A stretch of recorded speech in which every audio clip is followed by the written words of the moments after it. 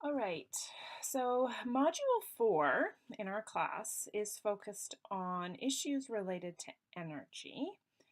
And today's lecture 4.1 is really just an introduction to energy and just some general trends and current issues to be aware of throughout the module. We will then break up the module and look at, or in the lectures, we'll break up this topic of energy by looking at issues around oil and then issues around coal and other non-renewable energy sources, looking at renewable energy sources and future sort of directions that we need to be thinking about for energy. And what I want you guys all to be keeping in mind throughout all these lectures is the interactions between the environment, society, politics, government, and our economic system. Um, it's probably one of the areas that you can quickly see how um, the three layers of sustainability really do interact with each other. So the objective for this lecture today is just to get you to start to understand the sources that we currently have available to us for energy, how we use energy, and the differences in use between countries, and then just get a beginning understanding of how governments shape government energy policy and energy use. Our key three terms for this particular lecture are fossil fuels, energy policy, and OPEC. So before getting started on this lecture, I have three questions that I want you to respond to and then email me your responses. What is one thing you already know about energy production? What is one question you have about energy production? And what is one experience you have had with energy production? So go ahead and answer those questions, pause the slide presentation, email me the responses, and then come back to the presentation. So energy is essential to maintain life. And in every ecosystem around the world, the sun is the original source of that energy. All energy that we have on Earth comes initially from the sun. So the first transfer of energy occurs through photosynthesis. So think back to 8th grade science, 7th grade science, when you learn about photosynthesis. Plants absorb light energy from the atmosphere, and they turn that into chemical energy through photosynthesis. Animals then eat the plants, and they utilize the food energy that's stored in the plants, and then in turn, carnivores eat the herbivores, and this energy gets transferred up through the food chain. That is also how fossil fuels, such as coal and oil, how they have energy in them is because coal and oil at one time was either a plant or an animal. Early in history, people began using additional sources of energy to make their lives more comfortable. So they started to domesticate plants and animals to provide them with more dependable supplies. So they weren't always having to hunter and gather. At some point in the history of humankind, humans discovered that wood and other plant material had stored energy in it. So that could be used as a source of fuel for heating and cooking. And before we, before we really had developed much in the way of fossil fuels for energy, we also used the energy stored inside of humans a lot. Our muscles were used as important sources of energy for many ancient civilizations. It's also one of the reasons why slavery was so prevalent back then, before we had industrialization.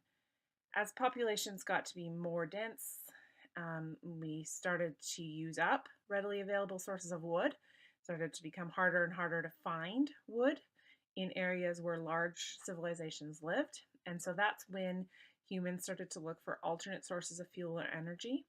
And slowly we discovered things like coal and oil and gas. And by 1890, coal had really replaced wood as the primary source of energy in North America.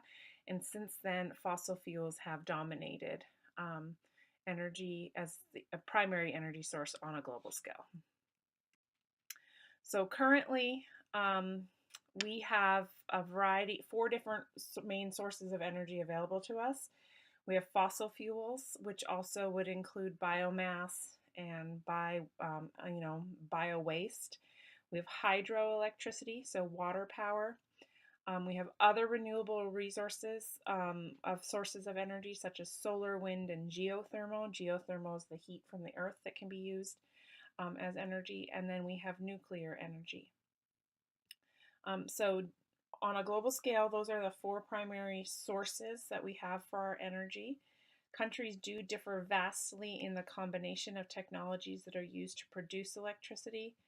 And that is just because we have different things available to us on a country by country basis, and governments vary greatly in their policies regarding energy. So for example, countries like Norway and Iceland have a lot of water.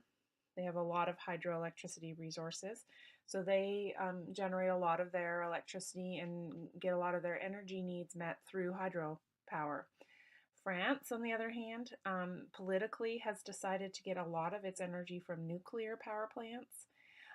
Other European countries have made commitments and significant investments to produce their electricity and get their necessary energy from renewable sources such as solar and wind.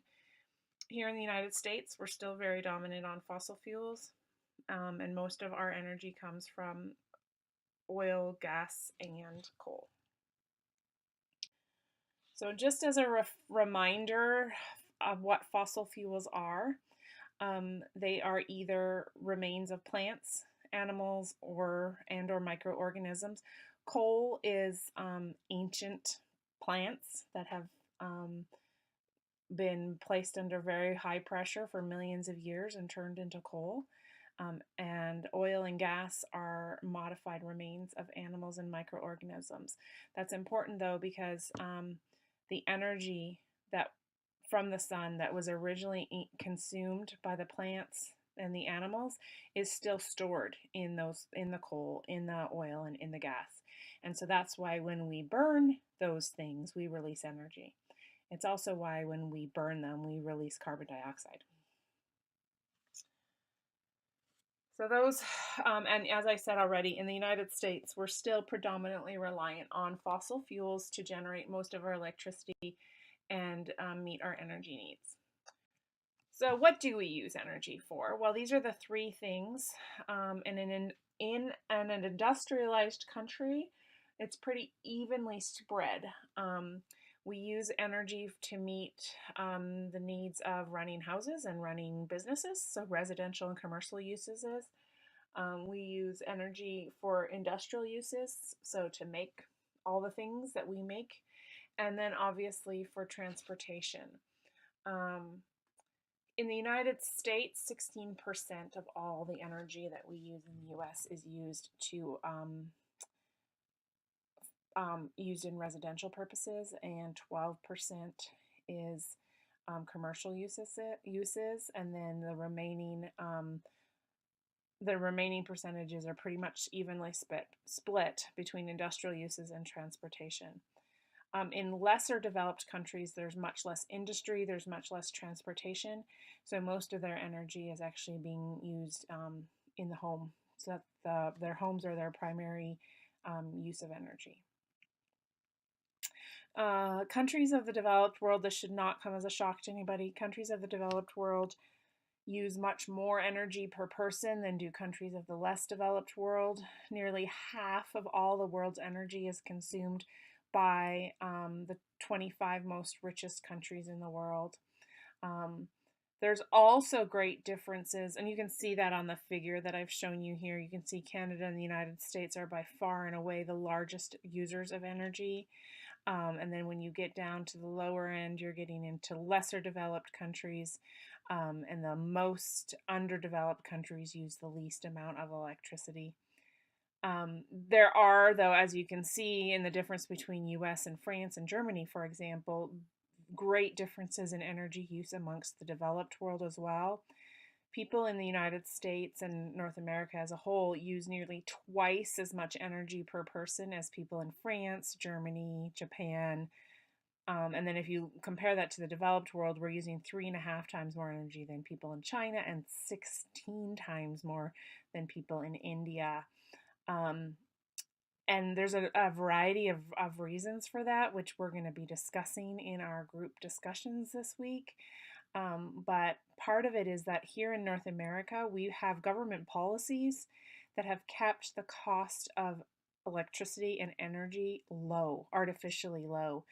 Our government subsidizes our coal and our oil and our gas industries to the point that they can sell us their coal, oil, and gas at below market value. That way, we can continue to afford to buy those things and use them without really checking our behavior.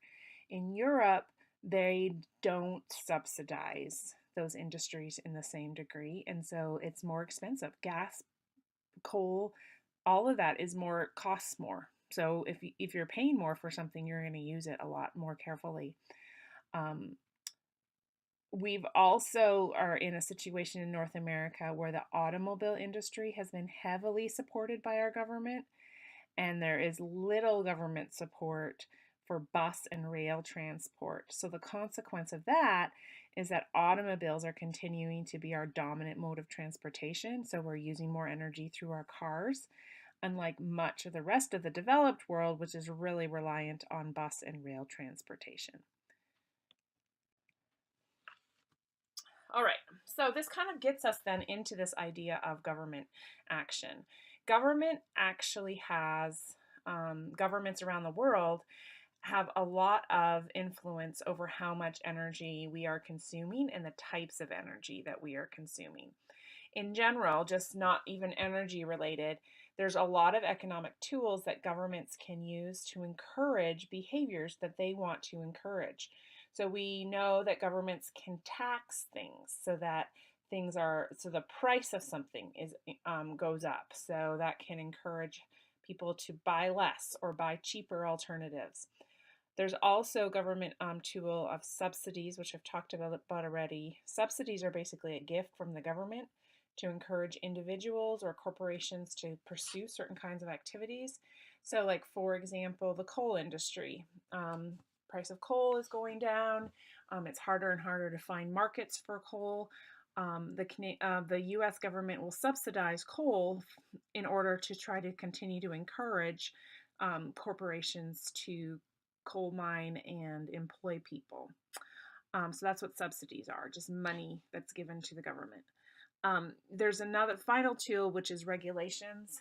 Governments can regulate specific standards or actions that people have to take, and they can fine people or place fees, charge fees to those who don't meet those standards. So these are all a variety of different economic tools and policies that our government has and uses. Now, it's specifically in the context of energy policy. Um, there are several ways in which our government actually currently does these things, or other governments do these things. The first one would be through a carbon tax. So the issue of climate change has generated this idea of a carbon tax. And what this would do is it would tax us every time we used different types of energy. Um, that tax would then be going to be used to fund climate change research and mitigation. And the idea would be that if there is a tax on my electricity bills and my gas bills that would be labeled a carbon tax, then maybe I would change my behaviors to use less energy or to shift to forms of energy that didn't release carbon dioxide, so I didn't have that carbon tax. So that's one policy tool that we have in the energy world. Another policy tool that's been around for a very long time is gasoline tax. We all pay taxes on our gas every time we buy gas. It's gas tax is set at a state level, and so it varies greatly from one country, from one state to the next, and from one country to the next. I've already mentioned Last slide, oil companies receive very large, here in the United States particularly, receive very large subsidies from the government to encourage them to continue to explore for oil, coal and natural gas, not just oil. There's also some small subsidies that are being provided for the exploration of certain alternative energy sources, such as wind and power. Obviously, these are all government policies, so whatever current government is in power is going to determine which is, what their priorities are and how much these subsidies are or are not. Tax credits is another government policy. If you have parents who have changed out the windows in their house recently or added more insulation or done other things to make their homes more energy efficient, they would have gotten a credit on their tax return the following year. And then the final one is more of a regulation. Governments around the world set fuel economy standards that motor vehicle companies are required to meet certain standards for how much emissions they are releasing and how how economic their fuel burning of their fuel is. And if they don't meet those standards, then they have to pay a fine. Fuel economy standards are much higher in Europe than they are in the United States and Canada. And that's one of the reasons why we use so much more energy in the US than we do in Canada. Or, sorry, in Europe. So those are some of the most common energy policies that are out there. There are others as well that you may come across at some point. There is a really direct link between economic growth and the availability of inexpensive energy. And so here in the United States particularly, you'll hear a lot of talk about the fact that we need to subsidize the coal and oil and natural gas industries so that they can keep their prices low. And we need to have other economic policies in place by the government to keep fuel prices low, so that we will continue to keep growing our economy. You'll hear this discussion a lot at the federal level. And in general, most industrialized countries are fairly concerned about maintaining reliable access to affordable energy. The more expensive energy gets, the more expensive everything gets. Your food, your clothing, everything you manufacture, heating, cooling your home, all of that becomes more expensive, and it will cause economic hardships if energy becomes harder to find and more expensive. So that is why most countries actually subsidize their energy industries like oil and gas, and sort of maintain energy prices at artificially low prices. So not not following basic supply and demand of the microeconomic world. International trade in fossil fuels has a major influence on world economy and politics. So often when we hear news reports and other things um, about economic downturns or political upheavals, it often focuses on energy issues and access to oil and gas. So this slide here is a further example of how the link between economics and the politics of energy. Automobile fuel efficiency is a really good example of how government policy can have an impact, not only on prices, but on behavior. The cost of gas worldwide is usually determined by how much it costs to purchase and process the crude oil into gasoline, and taxes. And most of the difference that we see in gas prices across the country and between Canada and the US and Europe are the result of taxes. And that's because taxes are set by the government. So US gas taxes are about 11%. Canada's gas taxes are about 30%. And in Japan and Europe, we're at about a 40% tax on all gas. So when we compare the kinds of cars that are driven around the world, we find there's a direct relationship between the cost of fuel and gas and fuel efficiency.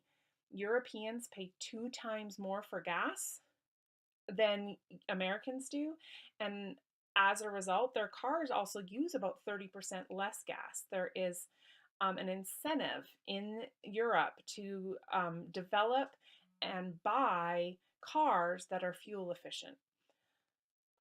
So, um, the government in general has a lot of power and influence in how much energy is being used in a country.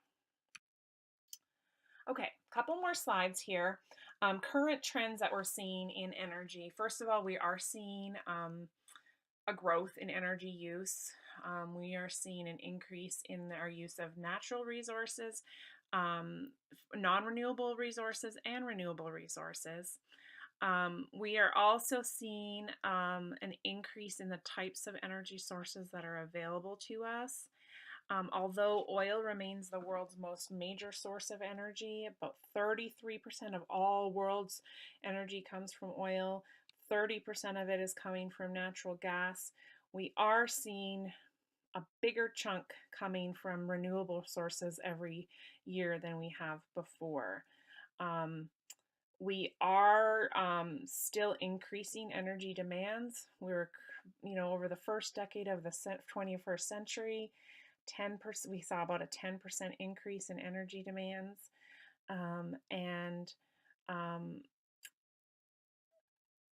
so many of these things are determined by politics and economics and how things are going. The political climate and the economic climate have a great deal of influence on how much energy we're consuming. Energy use is a direct result of economic conditions in a country, the political stability in parts of the world that supply oil, the price of oil, and that's why we hear so much talk about it in the news, is it's such an important driver of events and what's happening globally. And that leads me to my last slide, and that's this concept of OPEC and what is an OPEC country. So OPEC stands for Organization of Petroleum Exporting Countries. This is actually a global oil cartel, if you want to think about it that way.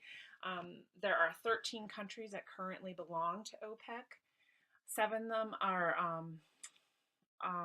considered to be Arab countries. So Saudi Arabia, Kuwait, Libya, Algeria, Iraq, Qatar, and the United Arab Emirates. 6 of them are considered to be non-Arab countries: Iran, Indonesia, Nigeria, Ecuador, Angola, and Venezuela. So it's 13 countries. These countries control about 72% of the world's oil reserves, with the Middle Eastern countries controlling about 50% of the world's oil reserves, which is why the Middle East is so incredibly important in global politics. It's also not a coincidence that that's why that's where our 45th president went to visit for his first international trip, because he understands the importance of the Middle East on a global scale, because it controls so much of the world's oil. Oil prices fluctuate anytime there's increased political instability.